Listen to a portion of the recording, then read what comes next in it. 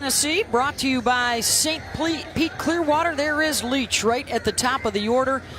Amanda Ayala off to a good start. Chelsea Segern, their best hitter at .577 on the new year. And we are ready to go. Number 2 versus number 6. The finale of this new tournament. And get used to it, folks. Every February we'll be here with some of the best teams in the country. We're starting out on the road to the Women's College World Series a lot sooner moving forward. It's been a lot of fun. It's an event. It's been a tournament, but it has been an event. Check swing Leach, that's a fair ball. Cheryl rifles it over to first. One down. Sydney Cheryl, outstanding play. You have to remember, as a freshman, she played second base last year. Now transitioning over to that third base position where Jessie Warren graduated out of. Look at the way she's going to attack this. But what I love, barehanded. Immediately knows she doesn't have time. Great transition from second to third. The mindset, it's all about the speed from that position.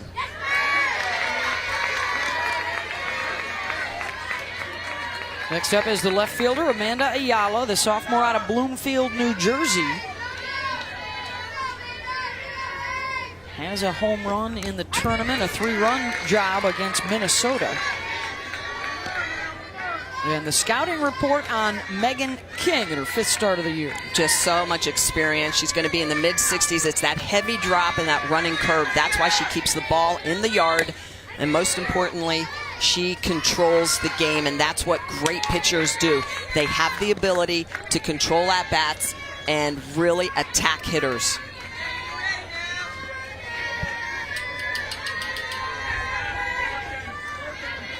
King ahead in the count, 0-2. That's fouled out of play.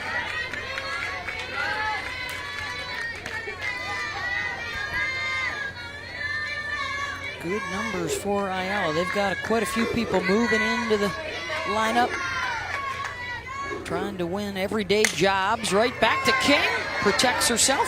Over to first. 2 down. Megan King in this tournament has actually only given up 2 earned runs, and both of those earned runs have been solo shots hit off of her. She's really limited the damage, and opponents hitting under 200 against her. Only allowed 3 earned runs in the last 67 innings that she's pitched. Oh yeah, and she's won her last 16 games, including the national championship. Well, and last year, the entire season, she only gave up 5 home runs. I mean, that's how good she was at keeping the ball in the yard. But a little more known, you win the national championship, people pick apart your pitching a little more.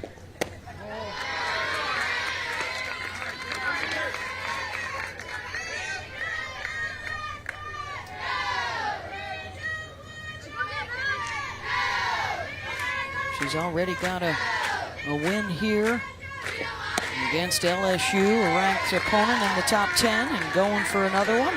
That's a banner you're going to see at all the FSU games this year.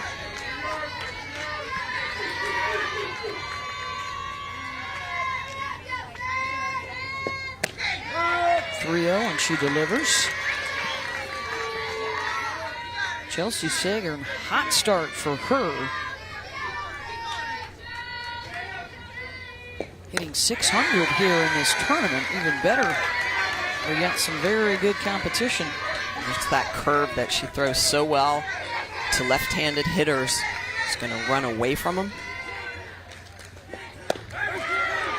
Called strike 3. 3 up and 3 down for King and her court.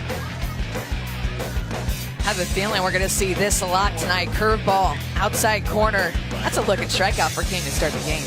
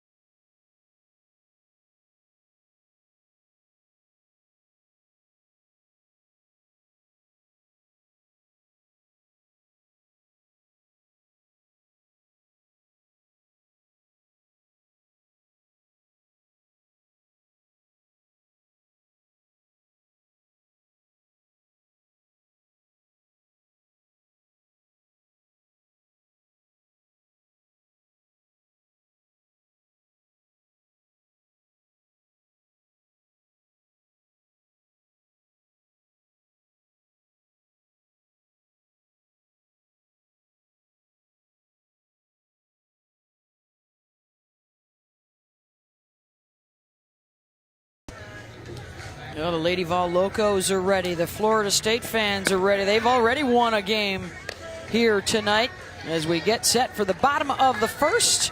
And our first look at Kaylin Arnold out there in the circle for Tennessee, the junior from Maryville.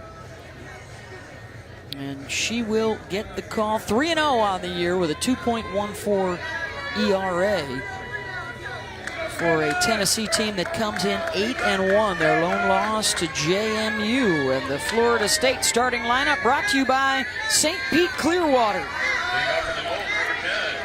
And everybody in their starting lineup tonight has a home run in this tournament.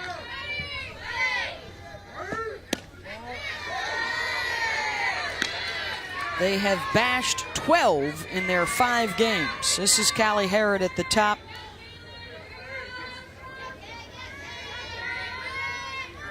Strong leadership with Harrod and Gordon, a couple of the seniors leading things off.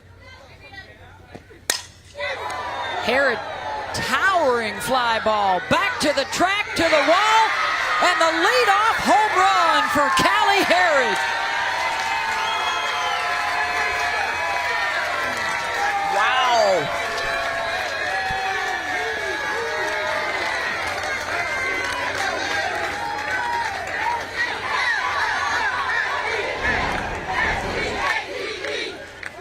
Goes up and gets a pitch that she can handle. That is too sweet. It's elevated, and she elevates it out of this park.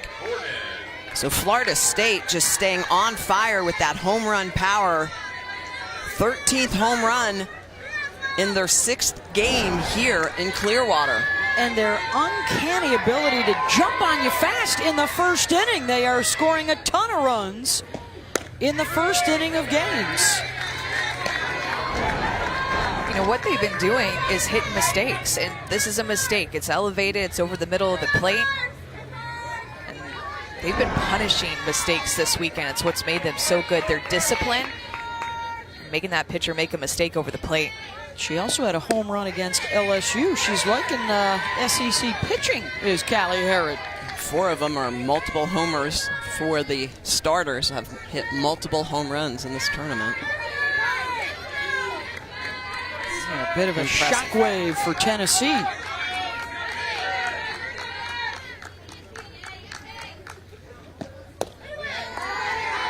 Florida State fresh off a win. They were tested. That only ended their game against FAU about 40 minutes ago. And Tennessee's been hanging around all day long waiting for a shot at the defending champs.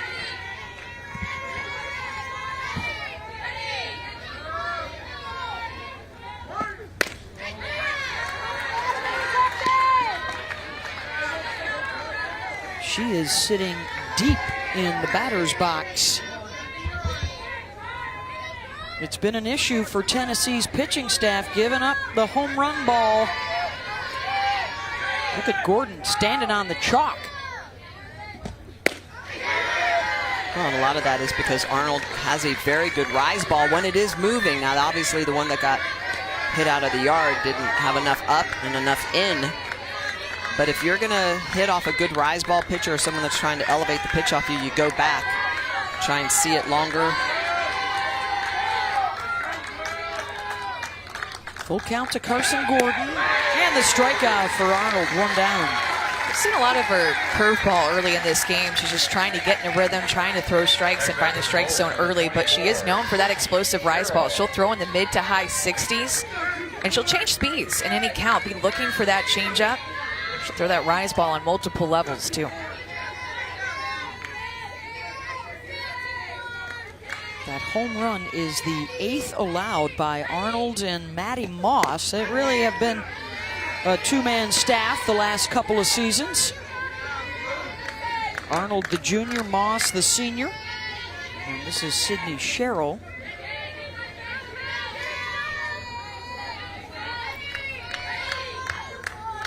And the 3 spot in the lineup for Florida State. Changeup goes away, 2-0. Last year's ACC Freshman of the Year, dynamite at the World Series. Hit a couple of home runs.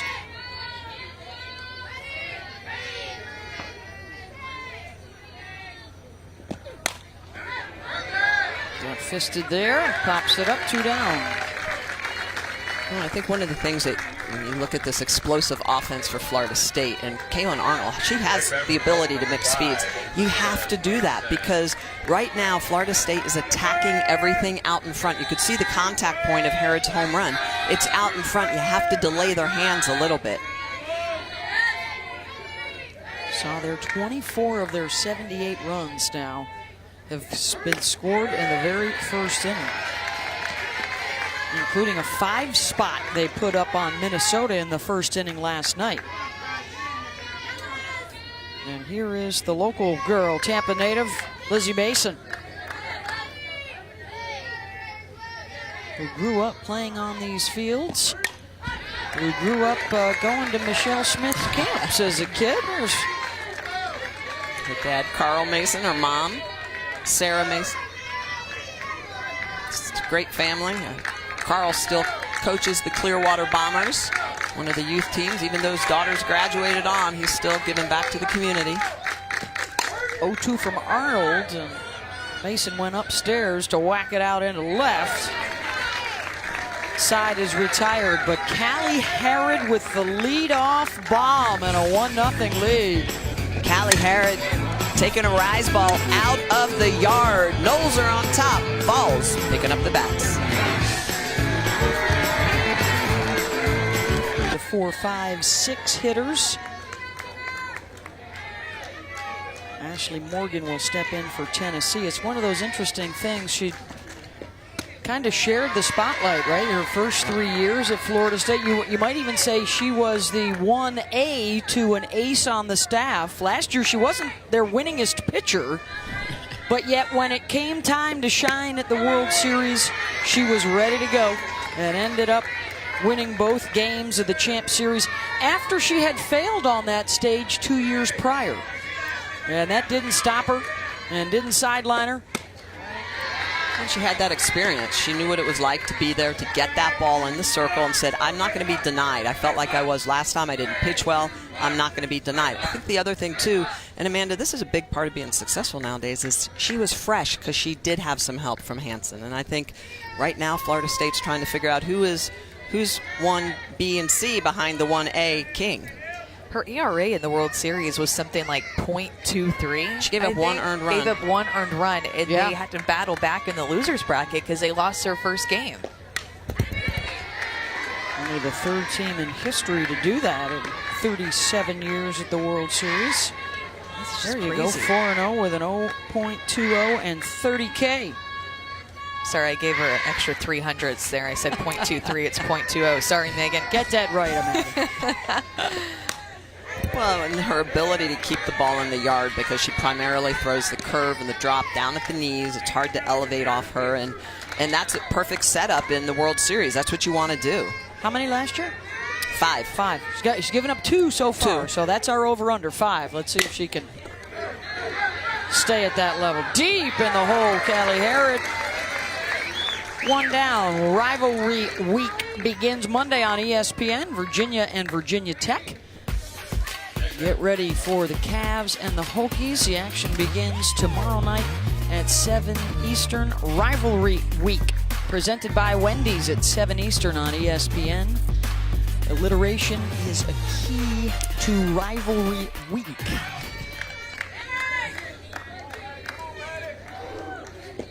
Big women's hoops doubleheader, by the way, tomorrow night. It's Play for K Week. Legendary NC State coach Kay Yao got Notre Dame at NC State, packed house. Oregon at Oregon State, packed house. Should be a lot of fun.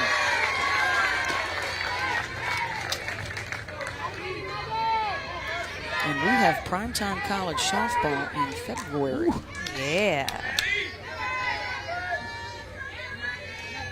0-2 to Piscini. Second strikeout for King, 2 down.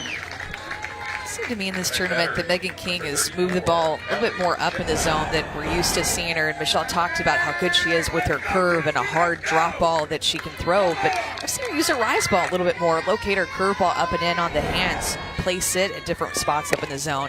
But then she can bring it in just like that. That's her curve, right there at the knees on the inside corner to a right-handed hitter. That's a close pitch, almost a called strike for her, but good pitch nonetheless.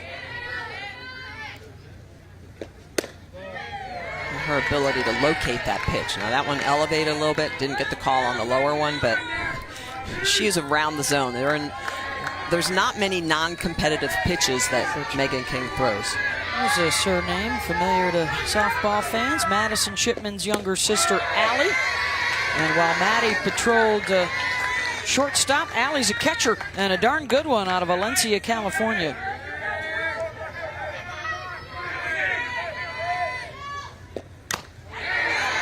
Two and two.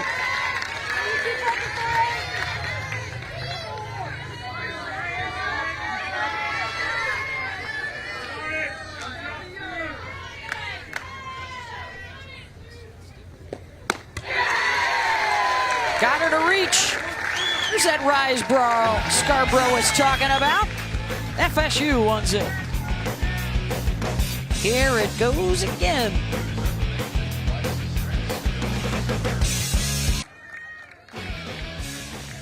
St. Pete Clearwater Elite Invitational, presented by Wilson, is brought to you by Visit St. Pete Clearwater, home to America's best beaches. Wilson, the official glove of national champions and Olympians. And Dodge. Sold out, standing room only on this Sunday night in Clearwater at Eddie C. Moore Field. Beth Mullins, Amanda Scarborough, Michelle Smith, and Holly Rowe with you for our top 10 showdown. Callie Harrod with a leadoff home run, the difference right now. Here comes 5, 6, and 7 for FSU. After the home run ball, Kaylin Arnold retired 3 straight. She did a nice job in coming back after that home run to strike out Carson Gordon. Hit her after her. Got 3 quick outs after. Ability to get outs after damage, always so important for pitchers. That's ripped down the line and left. Single for Anna Shellnut.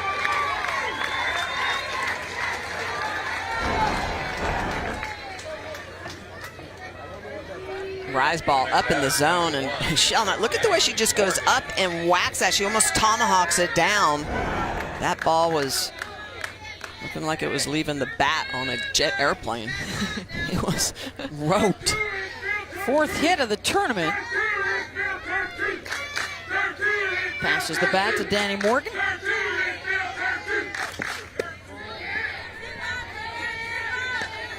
It's a Tennessee team, too. You know, we talked about the loss for Florida State of their leader, Jesse Warren. Tennessee in a similar situation, losing their leader, Megan Gregg, their career leader in home runs and runs batted in. So both sides in a bit of a similar situation early this year as to who's going to step into that void. Well, and Caitlin Parsons is playing shortstop tonight. Earlier, Aubrey Leach was playing a little bit of shortstop. Hasn't played a lot of that in her career, only 2 or 3 games. And then Gracie Osborne is a freshman that they're really excited about, but got injured in the fall, broke her leg, and is still trying to come back from that injury. Expect her to be back later. Good group of recruits for the weeklies, and they'll have the #1 class coming in next year. Holly? Well, just what you're talking about is how do they replace somebody for Tennessee like that. And I talked to the players before the game. They were over in the batting cages, and we visited for a little while about what they've learned about each other this weekend. They had a really tough loss to James Madison yesterday, and Aubrey Leach is the one that told me, we have come together in ways we didn't know we could already. We've already faced adversity. This is the 2nd weekend of the season, and she said, we are growing together so fast. The adversity that we've already faced, she said, it is a beautiful feeling, and everybody was gathered around us, and they were shaking their heads. Yes, yes, this has been so awesome to learn each other as a team. It was kind of a cool moment. 2-2 going opposite, back to the track, and that is over the head of Ayala. And the base runner's in a bit of a pickle here. Morgan will get tagged out, and a problem with the base runner Shellnut at second. Well, Shellnut did not pick up the coach. I think she thought the ball was caught. So, and there you just saw her say to the dugout, I didn't see the ball. Morgan just blasts that ball. And take a look at this. This ball is just tattooed, but Shelnut, you can see she's going to take off.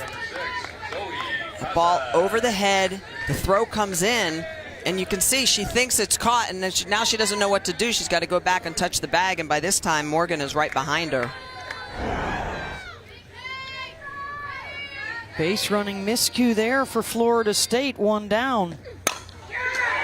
Shot down the line and right. Ayala will get it in quickly. The throw to the plate is high and not in time. Got too much air under it. And Shelnut scores 2-0. Zoe Casas just bringing in that energy from the game before against Florida Atlantic, where she had a game at the plate. This was a shot down the first baseline. Man, as a first baseman, that ball gets on you in a hurry. Well played by Amanda Ayala out there in right field. Shelnut's going to score from second base, but an RBI for Zoe Casas, who's had a hot bat. Zoe Casas bringing in the run. She had 3 RBI in their win earlier tonight, and is this going to be a quick hook for Tennessee? They have, Florida State bats have really gotten into these hits. And that is the freshman Ashley Rogers, the righty right there, talking with Karen Weekly. And she will come on here. A 2-0 lead and some trouble for Tennessee.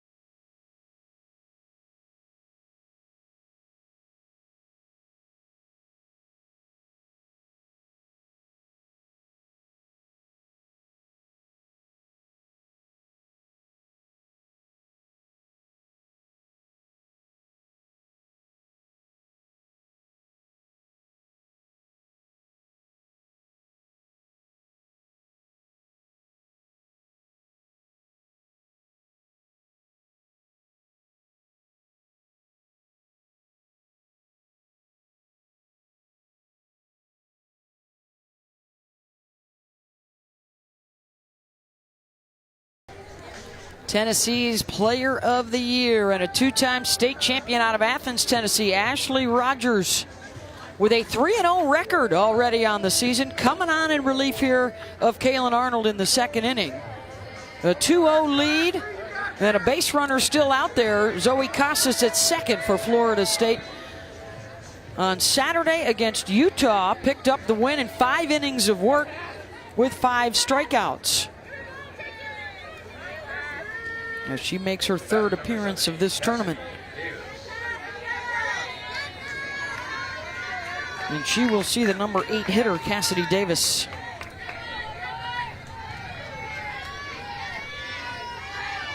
Three hard hit balls, 3 singles in a row for Florida State to chase the starter.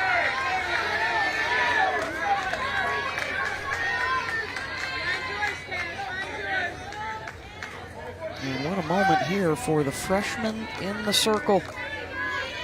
Biggest moment so far of her young career. Talked to Karen Weekly, one of the co-head coaches for Tennessee, earlier on in the tournament, and just learning about Ashley Rogers, and she said she has great composure. That's the thing that I like the most about her. And already, right away, she said this second weekend of games, the bigger the situation gets, the tougher she gets. It's big words for just a freshman. Karen Weekly and her husband Ralph, the co-head coaches. 7 trips to the series, 2 times a finalist. And both Karen and Ralph Hall of Famers with over 1,000 wins separately and together.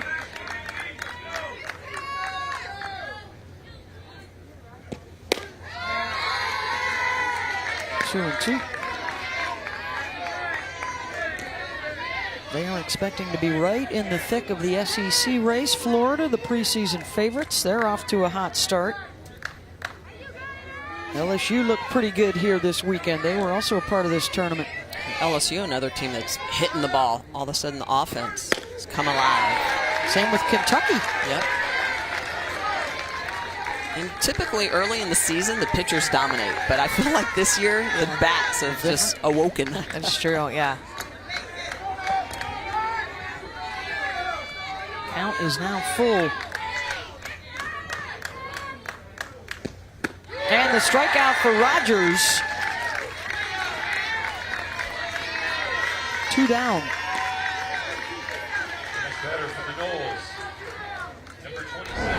Now, Rogers got Davis to chase a couple of pitches in that bat, help her out a little bit. Finishes her off with the rise ball out of the zone. 2 pitches in that at bat that would have been for balls she swung at. This is the number 9 hitter, Leslie Ferris.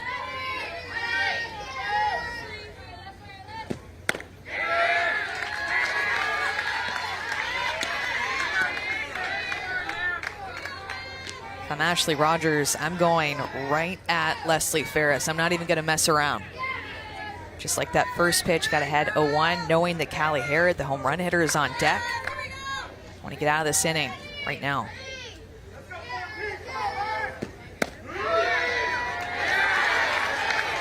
Sliced across the corner, 0-2.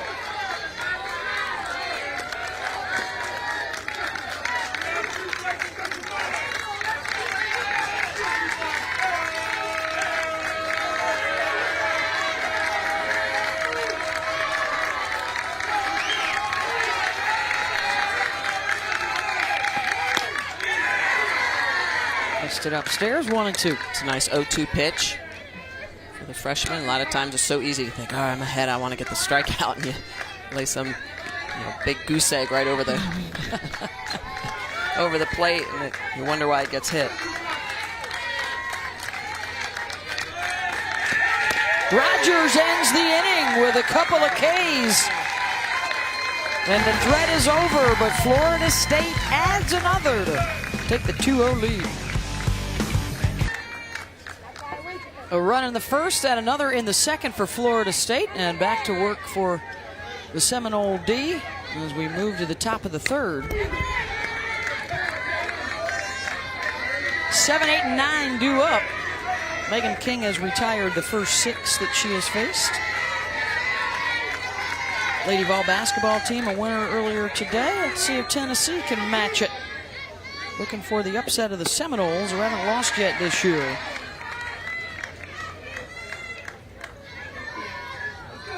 Kaylin Hannon getting the start in left field tonight.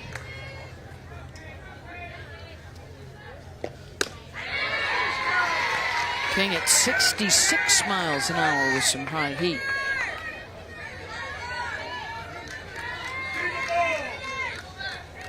This is Hannon's 4th at-bat of the season. Got a couple of hits.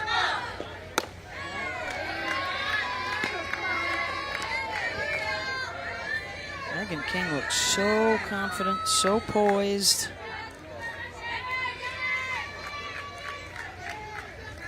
As Holly Rowe reported earlier, wants to set the tone for the whole pitching staff this year. And she's doing it now. That's 3 strikeouts in a row, her 4th of the game. Oh boy, you know what's coming up on Wednesday? Game 1. North Carolina and Duke Wednesday night at 9 Eastern. It's a Sonic blockbuster. They've split their last 8 meetings. They'll get after it again on Wednesday night. Pop up out to center, 2 down. You know what's so fun to watch Megan King is that she is a fierce competitor in the circle. We learned that last year at the Women's College World Series, winning it all. She fought every pitch. She was so focused, but then she'll go in the dugout. She'll have the biggest smile. Great student, cares for her teammates. She has 2 different sides to her. It's like Megan in the circle and then Megan off the field. And you have to have that game face. I mean, if you're going to compete at the highest level in college, international, you've got to be able to switch it over. engage the mechanism. Or something like that. Yeah, something like that. I think it's clear the mechanism. Oh, But okay. but I like engage the mechanism. Like, I like Got to that. engage it first before you can engage. All right, we'll compromise. You got to clear the mechanism so you can engage the mechanism. Yeah.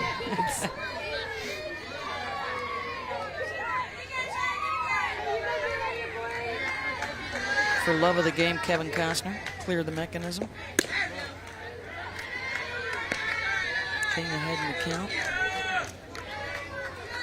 They lost their first game at the World Series last year. Had to come back and beat Georgia. Then beat the #1 seed Oregon.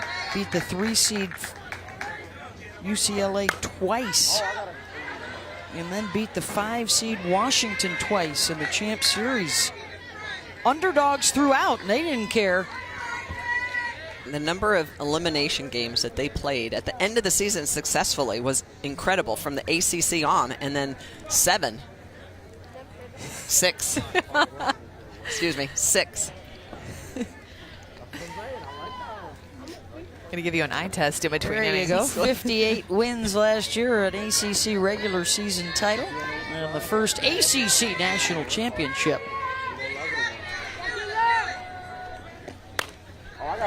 Infield pop up. 9 faced, 9 retired for King and the Seminoles in a 2-0 lead.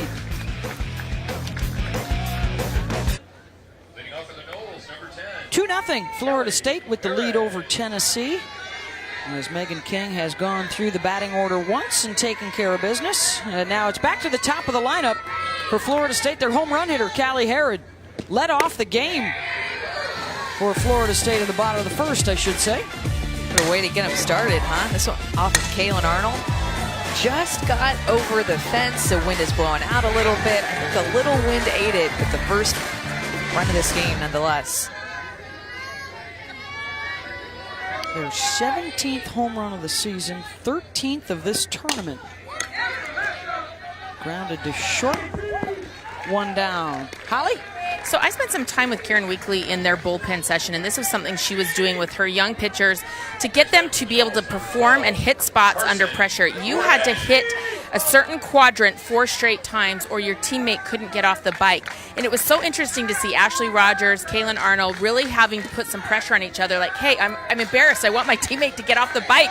There was no kind of pressure like peer pressure to help your teammate get off of that workout, so you definitely had to hit your spots. That's a great tool. Keeping them motivated. Love watching the creativity of these coaches. Yeah. You got to keep showing different stuff. Well, keep them engaged. That's a big part. But as a pitcher, you should know that your chore is going to be heavy and that you're going to be first in, last to leave. I like that pressure that it creates. It's similar to the pressure that you feel in a game. Don't want to let your team down. Don't want to let your teammate down. You've got to be able to perform under pressure when your heart's beating fast and when your nerves are at its highest. You've got to still be able to come through. Finding ways to recreate those same feelings at practice is the best way to work through it, get experience with it. Nice off speed. Off speed is in for a strike, 1 and 2. Holly? Well, the thing that was interesting about it is so one time through it took 16 pitches to hit the 4. The next time through it took 6 pitches to hit the 4. The next time she got it in 4 pitches. So it was really interesting to see them improve under pressure as they went along of, hey, I got to get this quicker. Very important thing to have late in the postseason, dealing with those pressure situations, those pressure moments. And really the conditioning that a lot of pitchers, I think, overlook, focusing on the different pitches they throw. You got to have those legs, right, at the end of the season if you're playing in 5, 6, 7 games at the World Series. Yeah, absolutely. You've got to be able to throw a lot of different pitches and control your breathing, your fitness. You know, we talk about being in pitching shape, but your ability to be fit and throw a full 7 innings. Base hit there for Carson Gordon. Next batter, number 24, Sydney Sherrill. Sydney Sherrill, who popped up in her first at-bat. Good tournament for Gordon. That's her 6th hit. And now Cheryl, 3 home runs, 11 RBI on the year.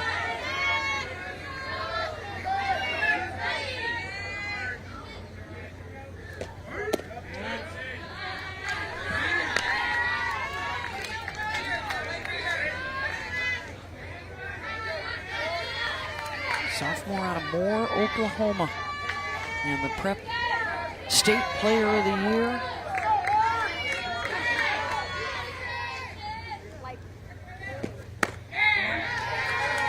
Coming up and in, 2-0.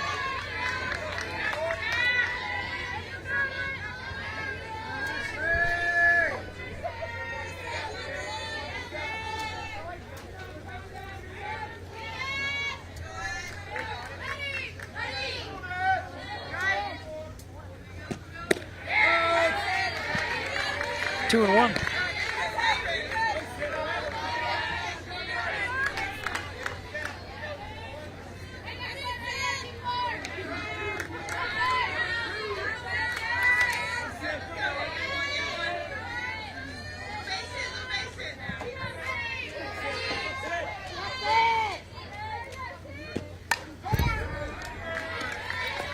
Back to that point about fitness and pitching. Amanda, what kind of training did you do when you were training in college? We did a lot of, for conditioning, gassers. A lot of gassers, so the width of the football field and back. I felt like that got me in great shape. 100s, 200s, nothing really long distance we did. What'd you guys do? I did a lot of cycling work, Yeah. so I would do a lot of sprints on the bike because it's lower impact. But when I was younger, I absolutely did a lot of foul pulse, gassers, like you were saying, stairs, running stadiums when I was in college. I did a lot of voice work. Elevating. Up and down, up and down. 3-2 pitch. That's a deep fly ball. Back to the wall, off of the top and out.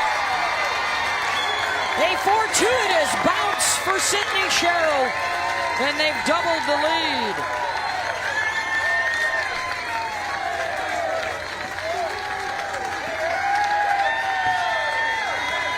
And now they'll hug it out.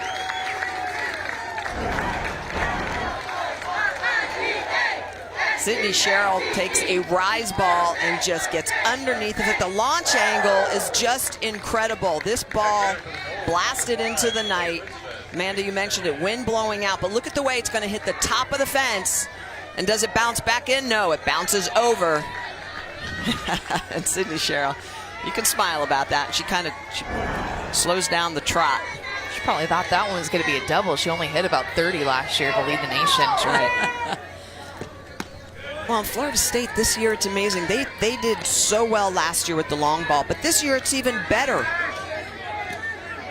They're hitting about 50% more home runs already in this season. 2 home runs, Ohio State. 5 in their win over Oklahoma. Another one against LSU. 3 home runs last night. A home run earlier tonight against FAU, and now 2 more in 3 innings off of 2 different Tennessee pitchers. And while they're talking about it, don't forget, we've got some college basketball coming your way tomorrow. It's number 4, Virginia, and number 22, Virginia Tech. Big Monday, a part of Rivalry Week presented by Wendy's. The action starts at 7 Eastern. That's on the men's side on ESPN. The women's side on ESPN2, a fantastic doubleheader for you in front of sold-out crowds in Raleigh and Corvallis. We've got Notre Dame, NC State, and Oregon State on a Play for K Monday night.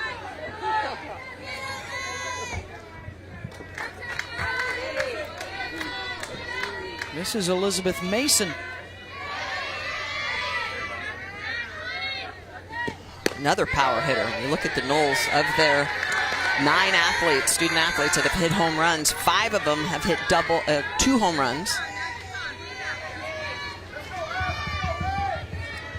If you're going to go inside against them, you've got to go hard in. Yeah. Especially if you're going to go up. You can't leave that pitch over the middle of the plate. Mason unloads. Back to back for Florida State.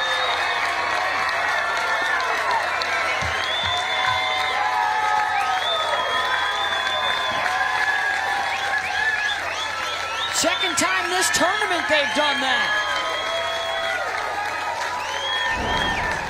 Just was talking about it. If you go inside, it has to be really in. This one was a little bit more off the plate than the one that Cheryl hit, but she still gets her hands to it. Such quick hands to that up and in pitch. That Carl pumped up. Elizabeth Mason has had an unbelievable invitational tournament on defense and at the plate. Lots to be excited about. She is a player and a perfect hitter to hit behind Sydney Cheryl.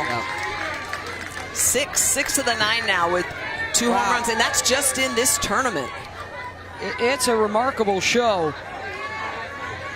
Nearly 30% of their hits this weekend have left the yard. If I'm pitching against them, I'm thinking every other pitch is a changeup. I'm doing whatever I can to take their power away. Have to find a way to slow them down, and all 3 of these home runs have been off of pitches that are about letters high. And they've not worked them down at the knees and really established an off-speed pitch.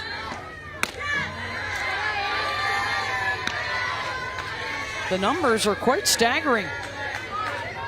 Oh, look at that. 50% almost more home runs. Last season they hit just over 1 a game. This year they're up over 1 2/3. Pretty incredible. And let's reflect, too, over the competition that they've done it this weekend against. They're not just playing teams that they should be steamrolling through. They're playing tough competition. And this weekend, this tournament, they're over 2 a game. They've played Lonnie. We're going to use our speed. Ohio State. Remember, they hit 5 against Oklahoma. Yep. They played LSU, Minnesota. Catches made by Allie Shipman. And you know, when Coach said that to us before this tournament, we're going to use our speed, we're going to be aggressive. It was, of course, I'm thinking, well, they stole a lot of bases last year, so they're going to continue to be aggressive and steal a lot of bases.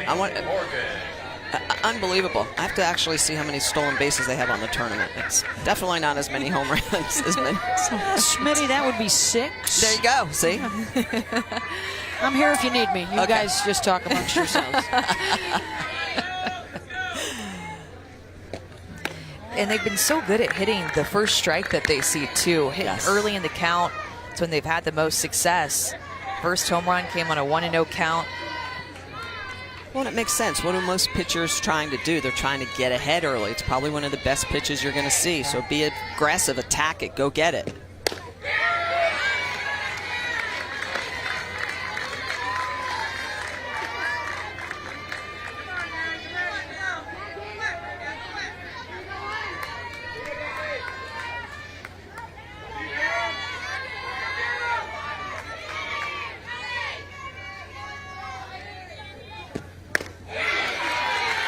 Rogers at 64 miles an hour.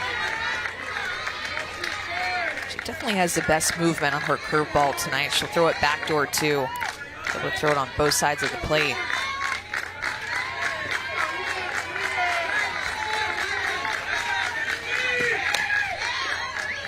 Jammed, and the infield pop-up Morgan is retired. But back-to-back home runs and a 5-0 lead for Florida State. We'll have Holly Rowe talking with Karen Weekly when we come back.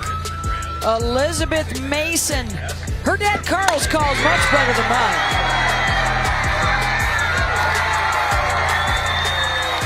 Sing it, Carl, sing it.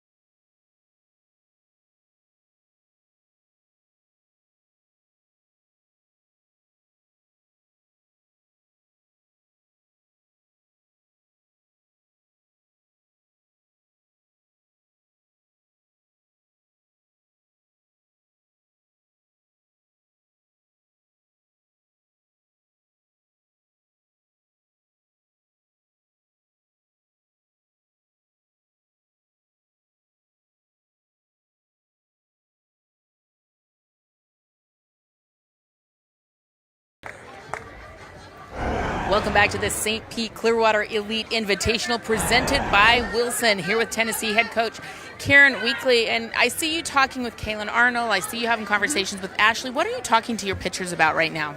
Just talking to them about how they're feeling out there. You know, obviously they've given up some pretty hard hits.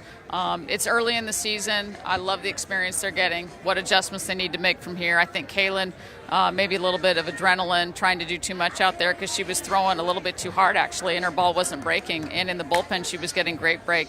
Ashley and I just talked about a pitch that she felt like she probably should have shaken off the call. And, we talk about I want them to be committed, and I want them to shake off if they don't like the call or they see the batter do something. So those are things that you want to work through early in the season, and those are the conversations we're having. All right. It's okay to shake them off, guys. Just keep that in mind. Yep. Thanks, Karen. Thank you very much, Holly. Taylor Swift now.